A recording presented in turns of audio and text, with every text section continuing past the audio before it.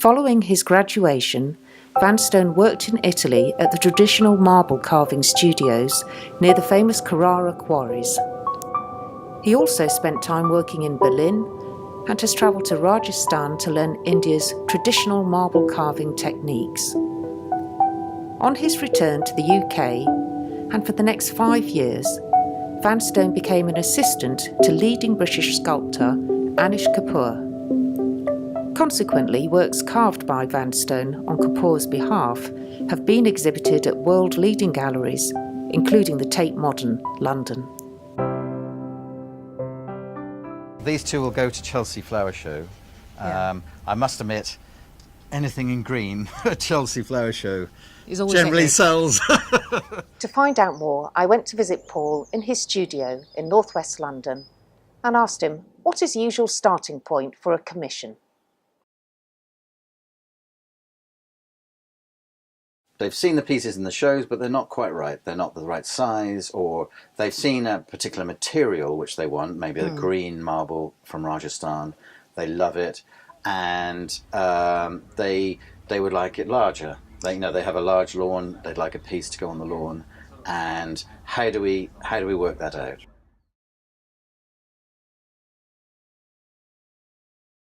I had a client turn up once with I saw her walk out of her car and she had a swatch of a piece of purple carpet, and I knew within a second that I was going to be, in some zigzaggy road and looking for some quarry for some bit of stone. And, it's either way you want to go with that journey. And personally, it's led me to some places I would never have been to. The quarry ended up overlooking the Cinquecera in Liguria, top end of Tuscany, and there I was looking at the Mediterranean in this little family-run quarry. In the end, I had to buy a 10-ton block because that's what was efficient for them to quarry for a torso, which was 450 kilograms. It was quite excessive. I went back to the client and said, "Look, we're going to need to spend 5,000 euros on this block." Fine. So marrying is now personal tastes and what people are attached to. In a way, artists need a go-between at times, else you are vulnerable to the next whim. Whereas I think sometimes a good gallery owner or a good interior designer will show a perimeter, and that's what we've got to stay within. And I think a client needs to know that at times, else you can just keep on going.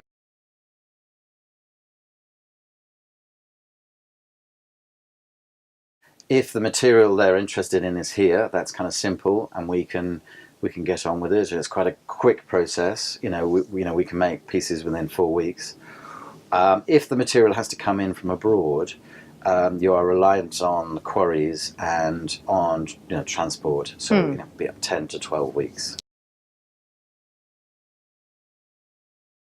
I did 2 big face mask type pieces in a Carrara marble for the end of an amphitheatre in a house down in Surrey, and we literally, it was slightly Monty Python like, but we did these cutouts in cardboard of these faces, and we wandered around the hillside while the client lined it up, and you could chop with cardboard you can chop bits off, or you can stick bits on, and you get the right scale, and you can get the right locations very cheaply. You've solved those problems.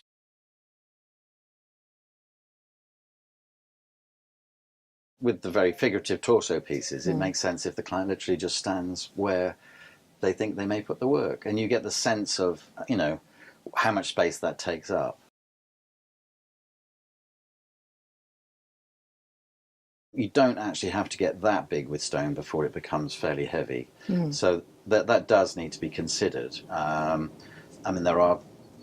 did a piece for an architect for a solicitor's office in Canadian Tower, and the whole floor was suspended for all the computer cables, and the architect hadn't considered it to begin with, but we put some steel plates in, and it wasn't a problem. Important consideration. Yes, with wooden floors, I've delivered pieces in fairly old buildings in Chelsea, and you board out there's a, protect as much as possible, where you're going, and that's definitely, that has to be considered. Site visit is generally the best way.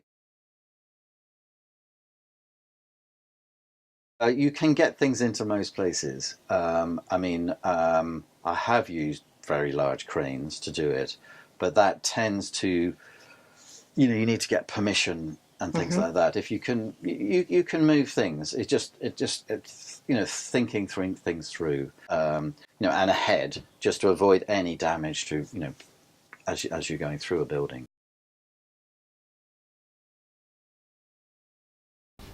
Vitania and I cut this out yesterday from the main block. And that's a block of Carrara. Yeah, it could have stayed on the floor. We could have carved it more, but actually having it on the plinth, it's like they actors say, if they get their shoes right, they can get the character right. I always think you can get the right base and you can get that scale working. You can get the sculpture working.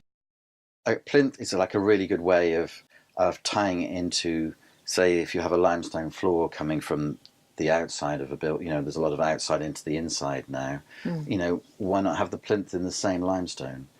It can help vary heights of things. It can bring things lower and take things up. Yes. At a relatively low cost. Yes. So if clients are feeling, they like it to be more of a presence, but they only have a budget of a certain amount, why not extend the plinth and make that a little bit more substantial?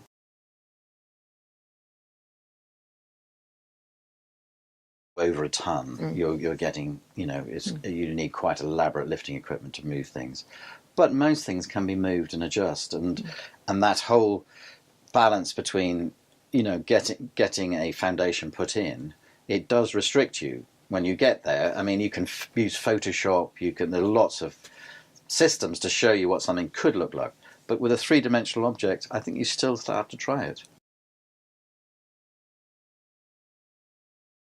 As you well know, that can be a minefield, because samples you can show people with a natural material, you have to keep emphasizing that there is a lot of variation. And I think you emphasize the fact that this is your sculpture.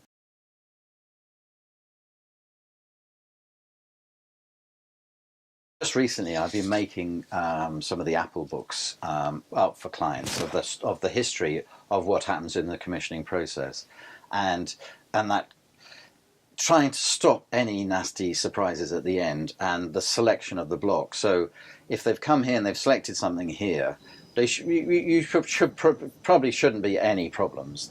If it's a case of they've come here, the material isn't here, it's coming from Italy, I'll go to Italy, photograph it, send them photographs, try and keep the dialogue going.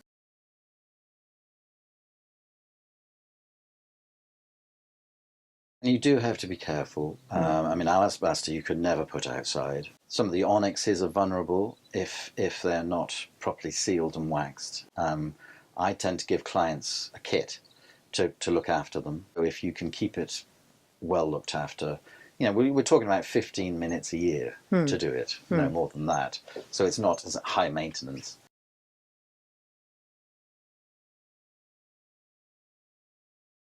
You can use Gore-Tex, and I've used people who will make up Gore-Tex bags to go over things, or you can buy what climbers use as a bivy bag, which is it's a semi-permeable. It releases when things overheat, so it doesn't get mildew. So it looks after it, and you get some lovely olive greens. Oh. So very tasteful. But if you go to where Elizabeth I was put once her father removed her mother's head. The statues there from the Tudor period are, they're there. Obviously, they're not polished, but they're all there. They're some Carrara marble from 400 or 500 years ago. Yeah. And still with the detail. Yeah.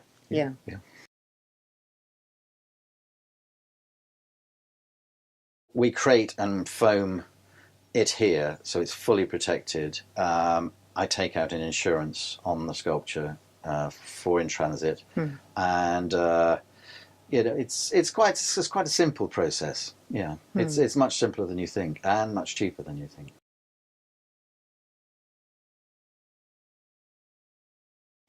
Very much so. Yes, I think it's just exploded. The whole, people go to shows, as a piece of entertainment much more than they have ever done. I think people buy things, and not just to decorate their home, they buy them to have talking points in their houses.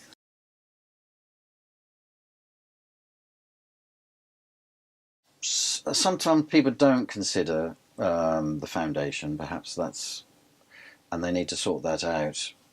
And that shouldn't be within, say, the budget of the sculpture. I had a gallery owner ask me this on Saturday, is it to do with size? And it's not just to do with size, it's to do with the materials. Something just works. How you value something is to do with that, the uniqueness of it.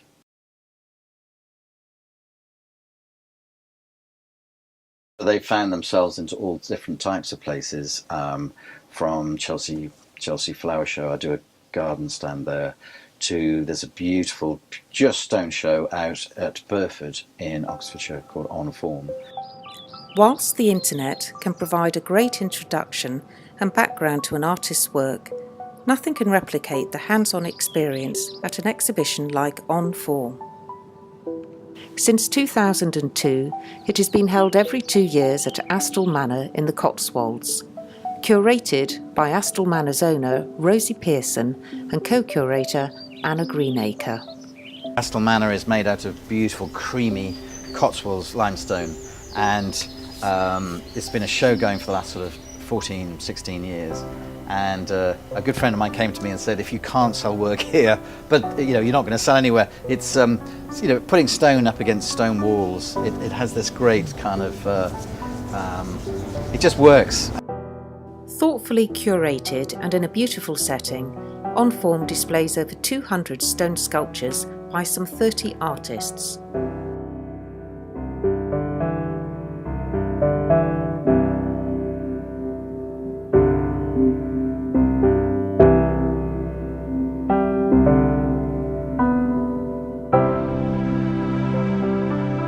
It's not like a painting, you can hug it, you can touch it, stroke it, and there's that level of intimacy which a lot of sculptors like. It's another sense rather than just looking at something. And I think to have it in your home, I think the way that interiors went with limestone floors and bringing the inside out and the outside in as way, with the spaces and the extensions and things like that people have built over the last 15-20 years, people are much more open to having stone in their houses, and designers are using it much more for products than ever before.